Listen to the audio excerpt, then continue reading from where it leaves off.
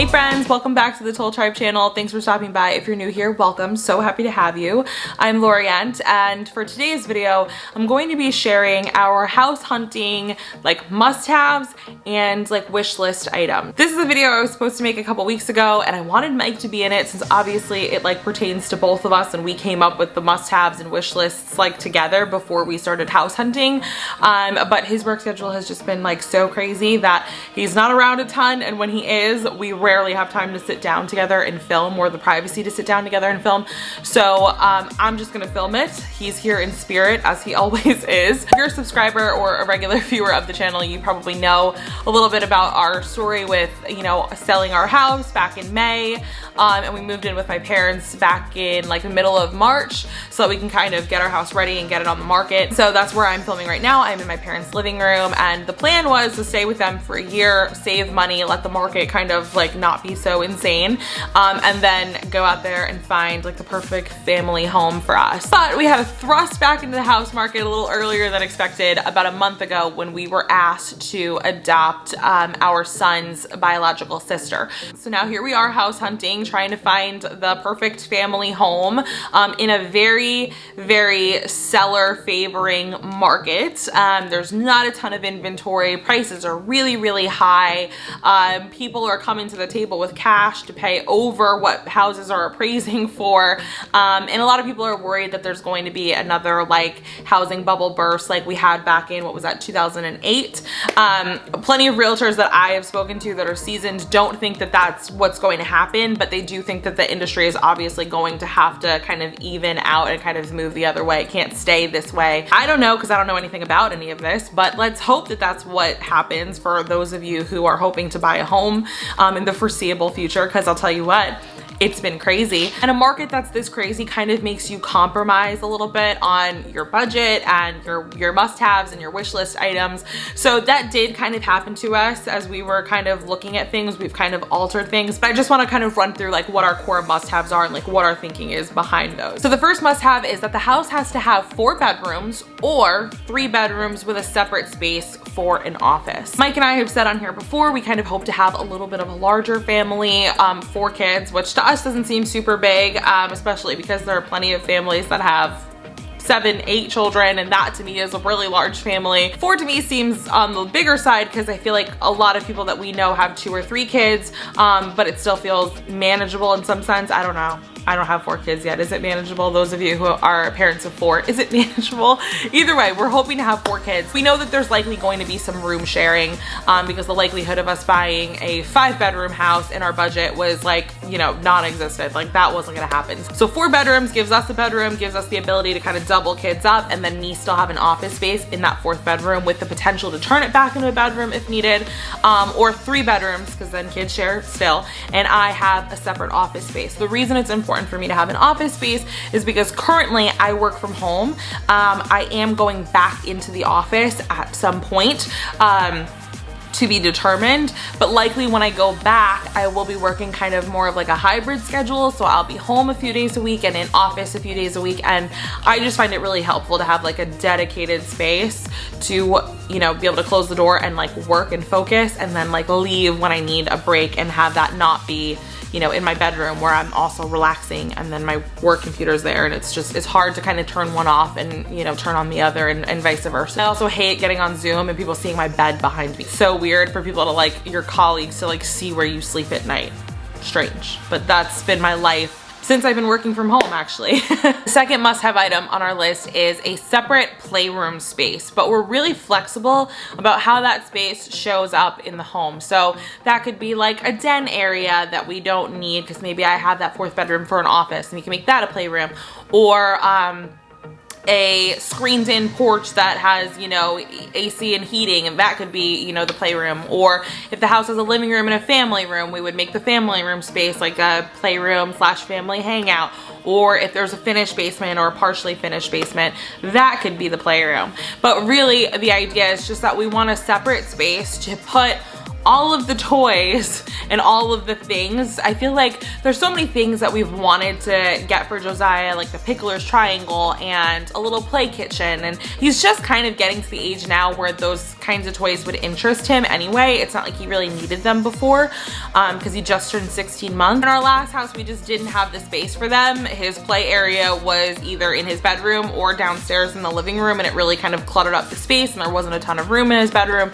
So there were just, if we would have stayed there, there would have been really no room for him to just like have those toys that we always wanted him to have. I never had a playroom growing up, and I remember going to friends' houses who had playrooms and thought like, wow, this is so cool. Like, you have a room that you get to just like go ham in and play with all your stuff. Like, I'm confined to like this small space in my bedroom. I always loved that idea that it was separate, and so I really wanted that for our kids. Third on the list is a good kitchen, and that's kind of subjective, like what's a good kitchen. I didn't necessarily need the kitchen to be fully upgraded. I didn't need new cabinetry and granite countertops and backsplash, because honestly, I have my own taste, and so a lot of the times when I see like a flipped home, I'm like, wow, this is nice because it's all brand new, but this is not what I would do if I was going to redo a kitchen. We did an open house, and we saw a house that was a flip, and Mike was like, oh, this kitchen's beautiful, and I'm like, I would have loved this kitchen like 5-6 years ago, like in our first house, but like I kind of have just like a different style now, and this feels very like sterile and modern, and I kind of want something a little bit more warm, and I would hate to rip out a brand new kitchen in a couple of years and redo it, because there's nothing wrong with it other than it's just not my taste. And so I was okay with a kitchen that had like the good bones and good space and kind of fundamentals that I could, you know, do little updates to make it my taste, or that I could live with for the time being until I could do, you know, a kitchen renovation or something like that. But for me, you can't create space, but if the space is there, you can work with what else is there. Another must-have on the list was the house had to have at least 2 full bathrooms. That's where we started, okay? Then we kind of like whittled it back, because again, like I just said, as long as the space is there, we can kind of work around that as time goes on. So what we ended up going from 2 full bathrooms, we said, okay, you know what we can do? 1.5 is what we can live with, as long as that half bathroom has some potential along the line for us to turn it into a full bath. So if there's like a closet behind it that we could take out and put in a shower, or, you know, there's the ability to kind of build on, or, you know, something like that, right? And we can make it a house with 2 full baths, that would be like fine. I feel like 2 full baths is like a very standard thing. Like every house should have at least 2 full baths, but older houses, a lot of them only have 1 bath. You might have a house that has 4 bedrooms in this area and it only has 1 bath, and it's still selling for like $450, which is absolutely incredible. I feel like it should be illegal to sell a house for $450 if it only has 1 bathroom. That should be illegal. And honestly, this experience living at my mom's is really what taught us that we could survive with 1 full bathroom. Now, my mom has 2 full bathrooms and a half bathroom, but 1 full bathroom is in her bedroom, in the master bedroom. The other one is out in the hallway for the other 2 bedrooms. That's the bathroom that Mike, Josiah, and myself use. And then there's a half bath downstairs, but like nobody really uses that unless you're down here and you're just running to the bathroom real quick. It's not, nobody gets ready down here. All 3 of us have been showering and getting ready in that 1 bathroom since March, and it's been okay. Mike and I have very opposite schedules for like getting ready for work. Mike gets up so early that he's gone by the time I'm getting ready. Josiah takes baths at night and doesn't use the potty yet, so it's like not a huge deal. And we really haven't run into too many issues where we've been in each other's way. This experience actually allowed us to kind of like cut back and go, okay, 1.5. We can do 1.5 as long as we have the potential to make 2 full at some point. So our next must-have is just decent space for entertaining. And that's kind of vague, and I guess that can show up in a house in a lot of different ways. Some people deem, you know, a nice open floor plan as good entertaining space. For us, we really just wanted a space where, you know, the kitchen was a decent size. If there was like more than a few people in there, you know, whenever you're cooking, people always end up in the kitchen with you. And so as long as I could cook while, you know, my mom and my mother-in-law and my stepmom are kind of in there buzzing around too, I was happy with that size. And a dining space that was either large enough for our whole family, or there was maybe an opening where we could extend the table out, even if we stretched into, you know, another room or something like that. There was, you know, the ability to create that extra space, and, you know, just like a decent sized living room for everybody to kind of hang hang out and talk in. The flow of those spaces is also very important. We didn't necessarily want an open floor plan per se. If that was the case, we were fine with it. But if everything was a little bit more separated, but still the flow worked out, that was okay too. We looked at one house where the flow of the rooms in like the downstairs entertaining areas was so choppy that it was kind of confusing, and I was like, I don't even know how to make this work. It's so awkwardly laid out. So this next must-have was like very important to Mike. Like it could have even possibly been his like #1 thing.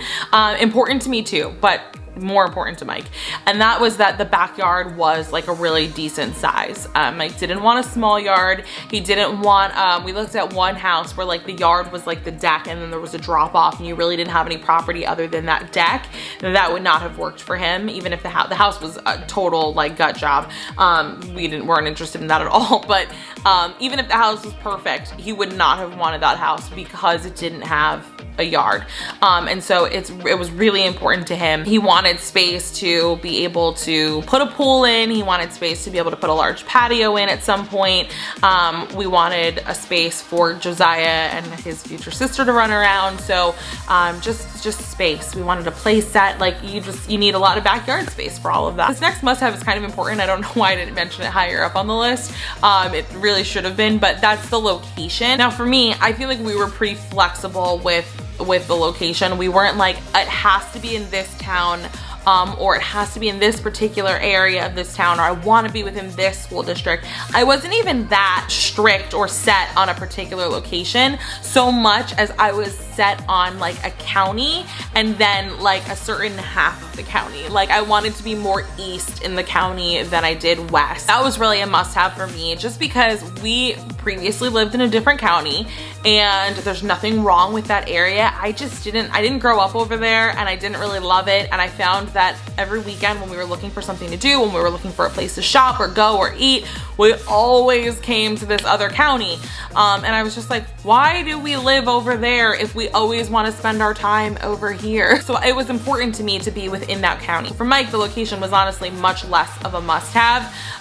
He was really okay with going pretty much anywhere as long as he really loved the house. And this last kind of must-have started out as a very strong must-have, and then again, as we were looking at things on the market, it kind of slowly started to like change a little bit for us, and that was that we really wanted forced heat and central air, and just because it's what we grew up with, it's what we had in our last house, it's obviously a lot easier to manage, and we were just like, yeah, central air, that's pretty normal. It's 2021, it shouldn't be hard to find a house in our price range with central air and forced heat. Yeah, it was difficult. And then as we looked at a lot of houses that were like in the high end of our price range and even above it, we were like, okay, I guess central air isn't as standard as we thought. There were a lot of houses with, you know, window AC units or those like mini splits that you install pretty high up on the wall.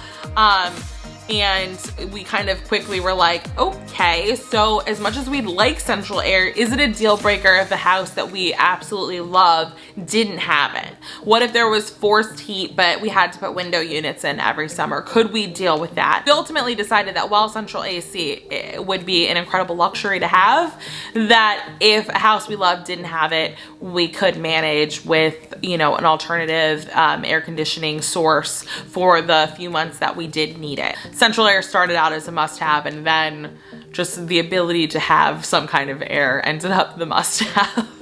So now let's talk about a wish list, because I think it's very, very important when house hunting to have your must-haves, but then also have your wish lists, because they're different, right? Your wish lists are things that like you would love it if they were there, but it's not a deal breaker if they're not there. Whereas your must-haves, it's like if a house only had 2 bedrooms and you absolutely know that you need 3 for you and your family, then you're not even gonna look at that house. That's a deal breaker. Probably the biggest wish list item, and this is Mike's biggest wish list item, was that the house already had have an in-ground pool. And it's so funny. I had told Mike, we're not gonna see that many houses with pools already there, Mike. I feel like it's a lot harder to find, or, you know, like whatever. And we looked at so many houses already that had pools, like so many. Most of them were above ground pools. Some of them just kind of like freestanding. Some of them had like decks built around them. Still nice pools and nice backyards. We looked at, I think, one house that had an in-ground pool, and Mike loved it. It was a beautiful pool and it was a really nice sizable backyard, but it didn't pass a few of the must-have items on the list. It had 4 bedrooms, but it didn't have a separate playroom space. It had 2 full baths, but the layouts of where they were placed was very, very strange. Also, it was in an area that I did not want to be in. It did not pass the location test. So although Mike was super excited about it meeting like his most prominent wish list item, it wasn't gonna work for our family. Next wish list item, which was like my wish list item, a dog room, which you're like, what is a dog room? Honestly, that could show up in a variety of ways. It could be a sunroom. It could be maybe a large laundry area where I could put the dogs. Basically, the dogs have free roam of the house all day long when I'm home. They go wherever they want. They sleep on all the furniture. We're not like, oh, you can't be on the couch. Like, they're all up on absolutely everything. But when we are not home, I would like to be able to gate them somewhere or close them in somewhere with a window where they can see outside, because I still want them to be able to see outside. I don't want them to feel like they're in prison, but just somewhere for them to be, because honestly, they're not the best trained and they often have accidents in the house. Sometimes they're spiteful and I think they do it on purpose. I let them out multiple times a day and they'll still come in and pee on the rug. So because of that, I didn't want them like destroying rugs and things that we were like just purchasing for our new home, because that stuff gets expensive and you can't get the smell of like dog pee out of like anything. Seriously, I know that sounds super gross, but it's so hard to clean when they have accidents in the house on fabric surfaces. So I really just wanted to be able to put them somewhere where they can kind of be, and they can ruin it and do whatever they want in there, as long as it's not the general house. So that was a wish list item. Other wish list item was a garage or a shed, bonus points if it had both, because, you know, we really need a place for storage. Right now we have a storage unit. That's where like all of our stuff is. And even when we lived in the townhouse, we had to get a storage unit, a small one, but still a storage unit, because there just wasn't a lot of room to have all of the extra stuff, your Christmas decorations, all of that, when you don't have like a garage or a usable attic, which we didn't have in that house either. So we had to get it, and they're expensive. So we really want a place where we can store stuff, also a place where we can put like the tools, you know, the lawnmower and all the shovels and things like that. We never really planned on parking our car in the garage. It was mostly gonna be for storage, or Mike had talked about if this shed is sizable enough in the back for storage that we could use the garage as a gym at some point. But again, just the space to store or do whatever we end up doing with it. Another wish list item was that if the house did in fact have central air, we wanted the units and all the inner workings of it to be on the newer side within the last 5 years or so, because when we bought our house, the air just never worked properly in that house. We spent so much money summer after summer before we replaced it, because we didn't have the money to just replace it. So we spent summer after summer getting the Freon filled, getting it checked for this, getting it checked for that, and making like these little fixes. Ultimately, I don't even want to think about how much we ended up spending. And then after we fixed the air, we had problems with our heat until we ultimately got it fixed before we sold it. But like, I just don't ever want to deal with that again. So I really hope any house we buy, I hope has just a newer HVAC, you know, unit and everything. This next wish list item is like really, really stupid, but I would be really excited about it if I managed to get this in a house. I just want to be within like 10 minutes of a Target. I know that sounds stupid. Like, you don't buy a house because of your proximity to Target. But I really want a house close to Target. We lived before, the 2 closest Targets were like a 35 minute drive for me. And so especially when Josiah was little, that's where I like to buy the diapers and the wipes and the baby food. So I was like always driving back and forth like the middle of like on a Wednesday night, and it was just like such a trek to go pick things up. And I just was like, oh, I would love it if we were just closer to a Target, especially one that has grocery, because then you have everything you need. Where I lived at my mom's, I'm pretty close to a grocery store, and our last house was literally like 5 minutes from the grocery store. So it would be nice if we were that close to a grocery store. But if we weren't and we had a Target that had grocery, that kind of makes up for it, right? Because I'm always in Target anyway. Another wish list item that's kind of weird that I would be excited if it was in our future home was like a nice laundry area. I know, it sounds like why do you need a nice laundry area? It's the laundry room. I don't know, have you ever been on like Instagram or Pinterest and just seen like these beautiful laundry spaces and they almost make you want to do laundry?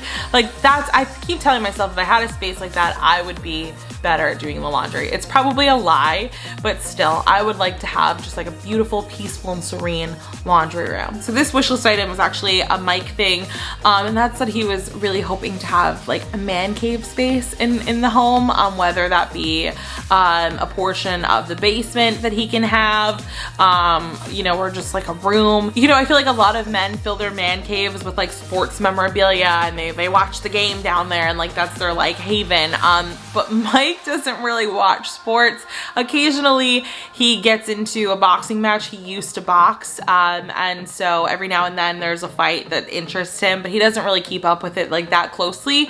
But he's a huge movie lover, and so I think he just wanted a space where he could have like a massive TV, like every man's dream, to have a massive TV and a big comfortable couch that reclines that I wouldn't let him put in the living room, where he can, you know, make popcorn and have a bar and have his bourbon and just like watch movies. If the house had an in-ground pool and a finished basement for him to have his movie man cave, I think that he would just throw any amount of money at them. Like he would just be like, we're buying it. It's funny, before kids, like if you would have asked me like what my must-haves in a house were, they would have been so different. I would have been like his and hers walk-in closets and a giant master bathroom with like a double vanity and a soaking tub.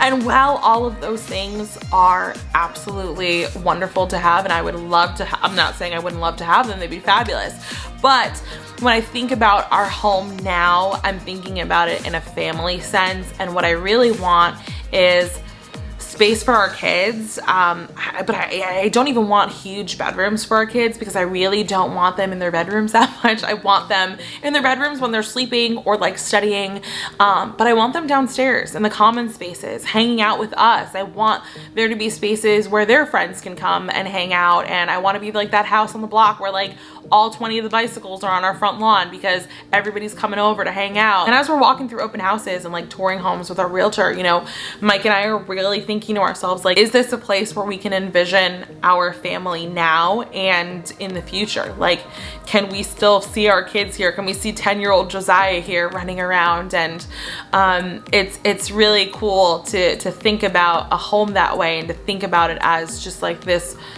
warm space that you're going to raise your kids in. You know, our first home was really more of an investment. We were looking for a place to live. We wanted, you know, to put some sweat equity in it and to be able to make some money off of it. And yes, it was sentimental. We went through a lot in that house. I changed jobs twice in that house, and we struggled through infertility in that house, and we ultimately brought our son home to that house, and we lived there with him for the first year of his life. So it was always special, and we always had those memories.